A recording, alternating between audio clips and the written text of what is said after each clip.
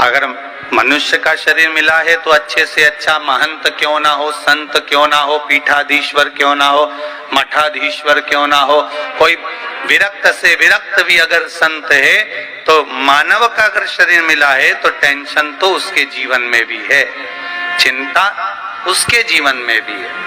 और अगर साधारण सा एक मानव है जो 2 रोटी खा रहा है, व्यापार कर रहा है, व्यवसाय कर रहा है, दुकान चला रहा है, हाथ गाड़ी चला रहा है, साइकिल रिक्शा चला रहा है, ठेला चला रहा है, पान की दुकान चला रहा है, एक साधारण सा व्यक्ति, मनुष्य का अगर जन्म मिला है, मानव का शरीर मिला है, साधारण से साधारण मानव को भी मानसिक टेंशन, जीवन में चिंता तो रहेगी।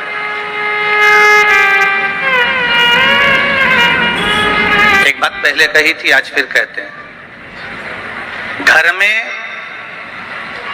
हाफ सेट है, घर में डिनर सेट है, भोजन का सेट,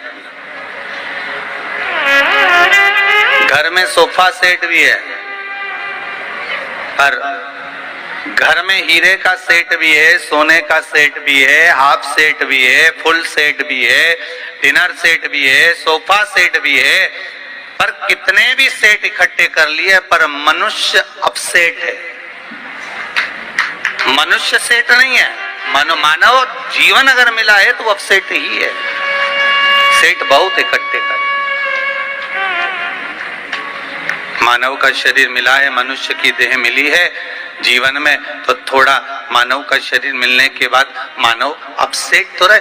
स्वयं मेरे राम जी महाराज, स्वयं मेरे राघव जी भी अगर इस मृत्यु लोक में आए हैं, मानव का शरीर अगर मिला है, मानव की देह प्राप्त हुई है, तो भगवान राम को भी चिंता रही है।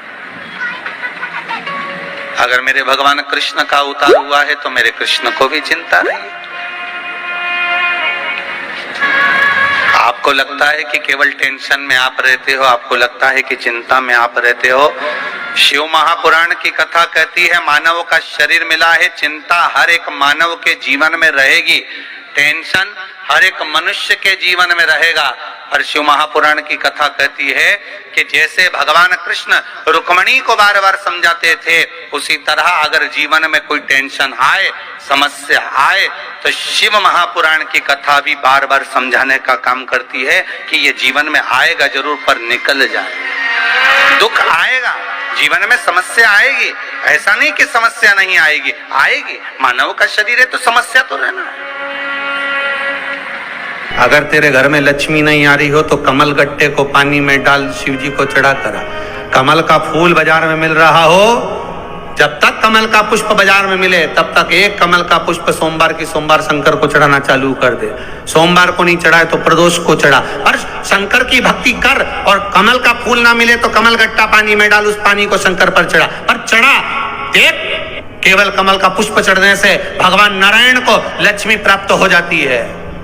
इसलिए लक्ष्मी जी की प्रियता कमल का पुष्प है। वो कमल के पुष्प का जल, कमल का जल या कमल गट्टे का जल शंकर पर आप सोमवार की सोमवार नहीं आ रही ना लक्ष्मी, पैसा नहीं आ रहा, अब आपने सब दूर माथा टेक लिया, चढ़ाना चालू करो। एक कमल गट्टा पानी में डालो, उस पानी को शिव जी को चढ़ाओ, चढ़ाइए। मिल जाए कमल का फूल, जब तक मिल रहा है, अभी ठंडक में तो मिल ही जाता है, कमल का पुष्प मिले, मंगवा लिया, चढ़ा दिया। सोमवार की सोमवार, नहीं तो प्रदोष की प्रदोष चढ़ाओ, 5-6 प्रदोष करके देखो, कहीं सीवर वाला महाराज झूठ तो नहीं बोल रहा, देखने में क्या जाए। जब जीवन में कहीं समस्या खड़ी हो जाए, कहीं बहुत विकट समस्या है और कोई हल ना मिल रहा हो, तब इसी तरह की लेटेस्ट वीडियो पाने के लिए सब्सक्राइब करें हमारे चैनल शिव भक्ति को।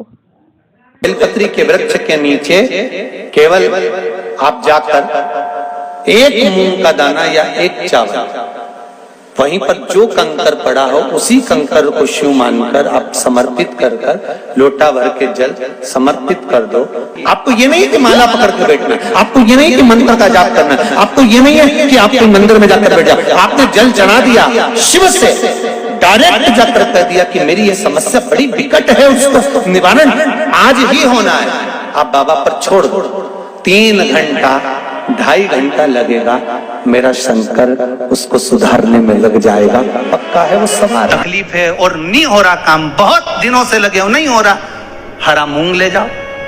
मूंग के दाने तो रहते हैं घर में, केवल 31 मूंग के दाने लेकर जाइए, 31 चावल के दाने लेकर जाइए और 31 ही बेलपत्र लेकर जाइए। जिस दिन अष्टमी हो उस दिन शंकर जी के मंदिर में जाओ, 3 चीज लेकर जाओ, मूंग के दाने, चावल, बेलपत्र। चावल जो 31 लेकर गए हो, अपनी कामना कर कर शंकर जी की देहली पर रख दो, चौखट पर, कहीं पर भी एकांत में उसको रख दिया जाए।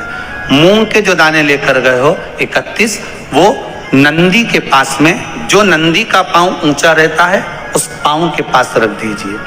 और जो 31 बेलपत्र लेकर गए हो, वो 31 बेलपत्र अशोक सुंदरी वाली जो जगह है, आपको पहले बताया है कथा में, अशोक सुंदरी जी का स्थान, ये शिवलिंग, ये जलाधारी जहां से पानी बहता है, उसके बीच में एक मोटी सी लाइन होती है जो शंकर भगवान की छोटी लड़की अशोक सुंदरी का स्थान है। शिव जी के 13 बच्चे हैं, 13 बच्चे में सबसे छोटी लड़की अशोक सुंदरी यहीं पर विराजमान होती है जहां से पानी नीचे गिरता है।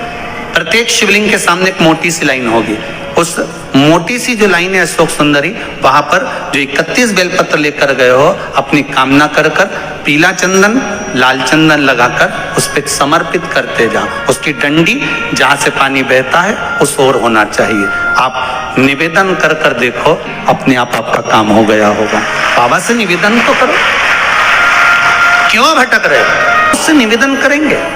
शिव तत्व में जो सुख है वो सुख कहीं नहीं। सूर्य नारायण भगवान को अर्घ दिया और सूर्य नारायण भगवान को अर्घ देकर जिस पात्र से अर्घ दिया था वही पात्र ले जाकर जल शिव जी को चढ़ा दिया। जैसे कल आपको कथा में कहा था कि रविवार के दिन सूर्य नारायण भगवान को अर्घ देकर सोमवार के दिन उसी पात्र से शंकर को जल चढ़ाया जाए तो जीवन में जो विघ्न आते हैं, तकलीफें आती हैं, रोग आता है, दुख आता है, कष्ट आता है, बीमारी आती है या कोई विशेष परेशानी आ जाती है, तो वो अर्घ का कलश ले जाकर उसको जब आप सूर्य को चढ़ा देंगे खाली हो जाएगा। उसी कलश को मांजना धोना नहीं, उसी को दूसरे दिन शिव जी पर ले जाकर उस जल को समर्पित कर देने पर फल की प्राप्ति। जया विषहरा श्यामली बारी, जिसको पूरी रात्रि भर स्वप्न नजर आते हो, पूरी रात ऐसा लगता हो कि जैसे फिल्म चल रही हो, सोते से स्वप्न ही स्वप्न दिख रहा।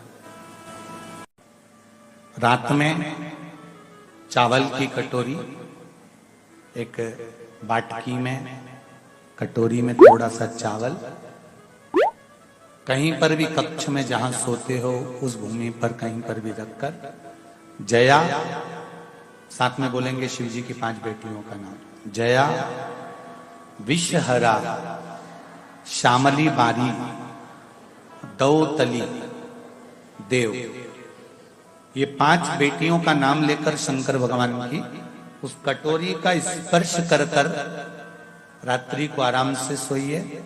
फिर दूसरे दिन उस कटोरी के चावल को कहीं पक्षियों के लिए जया विषहरा श्यामली बारी और दौतली का नाम लेकर डाल दीजिए। थोड़ा सा चावल लेना, ज्यादा नहीं। महाराज स्वप्न में अगर पूरी फिल्म जैसा चरित्र चलता हो, रात भर एक सपना पूरा हुआ, दूसरा आ गया, दूसरा पूरा हुआ, तीसरा आ गया, तीसरा पूरा हुआ, चौथा आ गया, रात भर जो स्वप्न ही स्वप्न दिखते हैं, तो वो पूर्ण रात्रि के स्वप्न दिखना बंद हो जाए और नींद बाबा देवरीदेव महादेव की कृपा से अवश्य। पर तार फैलाओ तो स्विच भी लगाना, बात ध्यान रखना, जरा दिल से करिए शिव की बात। और एक निवेदन करूंगा सबसे, कर्जा किसी से मत लो, क्योंकि जिंदगी भर कर्जा का नाम है कर कर के जा, और उसी का नाम है कर्जा। जिंदगी भर चुका चुका के मर जाते हो, बच्चों को चुकाना पड़ता है।